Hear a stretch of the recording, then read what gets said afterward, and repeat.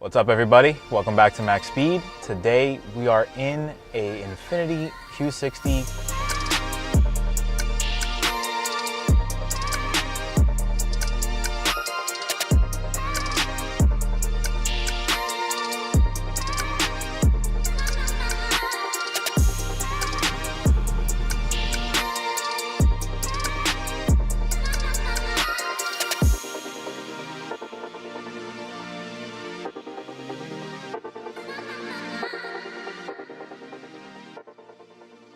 This has the 3.0 twin turbo with the 400 horsepower and 350 pound-feet of torque.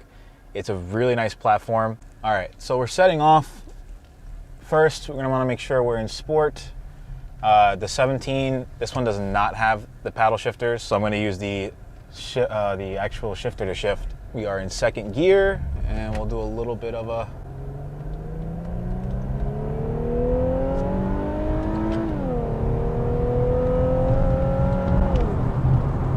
It's quick, man.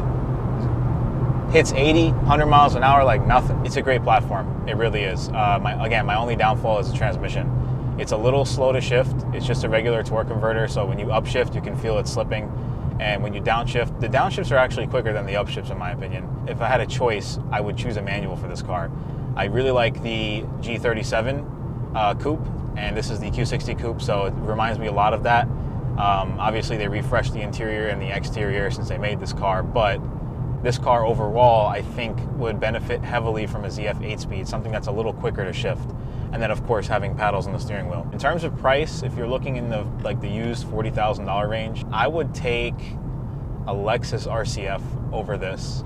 The transmission in that car shifts a little quicker, and of course you get the V8. So I want to go over the interior very quickly. You have two screens here, dual screens. The bottom is a touchscreen. I don't believe the top is a touchscreen, but the top you can control with this little shift lever here. You can zoom in, zoom out, scroll with it. The bottom touchscreen is actually a touchscreen. It's okay. It's a little slow, but you know, it does the job, gets the job done. I love the gauges. It's got like this nice white and blue color combo going on. Reminds me actually a lot of the G37 gauges they did back in the day. This car has 47,000 miles, and I tell you, it doesn't skip a beat. It's super quiet, super refined inside. Exactly what I would want out of an Infiniti product. In terms of drive modes, this car has quite a few. It's got snow, eco, standard, sport, and then personal. Personal, you can kind of customize everything. Eco feels like the car can't get out of its own way because it tries to save as much power as possible. So I don't like eco mode. However, if you are trying to shoot for, you know, a really good MPG, you know, that's gonna help you out. I leave it in standard if I'm driving normal, and then of course sport if I want to shift it myself. Sport really does change the responsiveness of the throttle, and it holds revs of course too if you have it in drive. I like to shift it myself, which all you have to do is just kind of shift this over, and then you're in, you know, fifth gear, fourth gear, whatever gear you're in.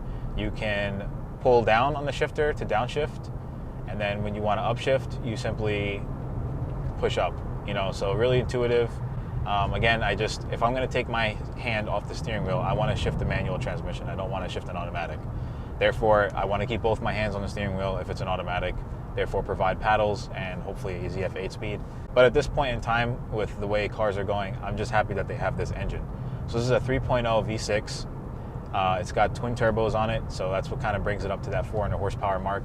These things are pretty quick out the bat. If you want effortless power on the highway, you want to just be able to pass somebody with ease, this is it. This has all the things that you would love about a big naturally aspirated V6, but then even more with the added turbos.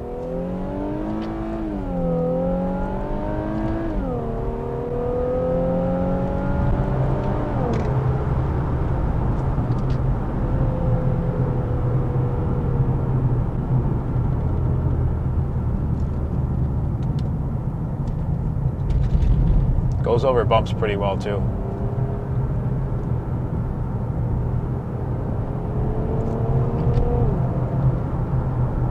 For a startup after we got gas, we're at about a half a tank now, and that costs, I think this would cost about $50 to fill up at the moment. So I want to go over how this thing drives now. All right, so we're going to drop this thing into sport. Throttle response is much better now. Holds revs, shifts better. We're gonna go to manual mode. We're gonna do a little bit of a first gear, and Little wheel spin. Yeah, it's quick.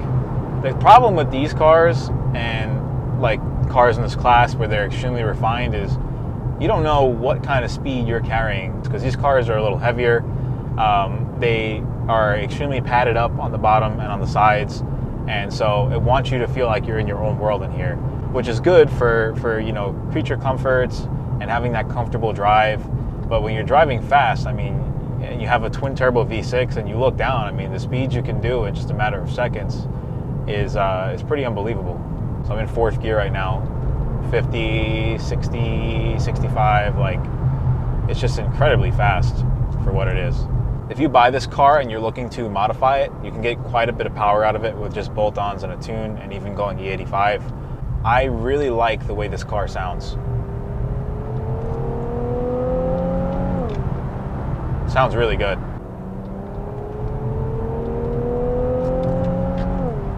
The steering is a little light, even in sport mode.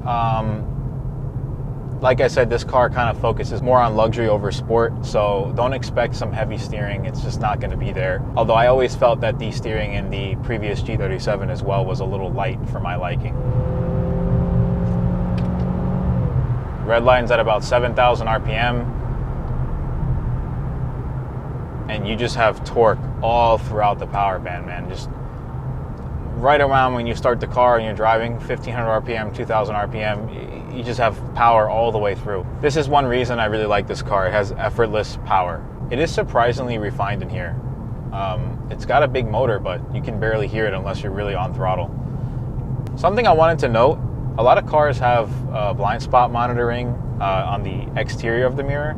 This one has it on the inside, on the tweeter. There's a little light above the Bose speaker, above the Bose tweeter, and it flashes orange, and it stays orange until that person is out of your blind spot.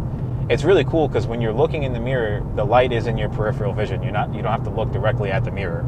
And if you're driving like this, the mirror sticks farther out, so the light's on the inside, so it's kind of right by where your hand would be. Much better design. I don't really see that on a lot of cars these days. They should implement that more often. Brakes are pretty good when you're coming into a corner and you really have to apply those brakes. They work pretty well. They're a little assisted, but they work pretty well. Again, just around these turns, absolutely great handling.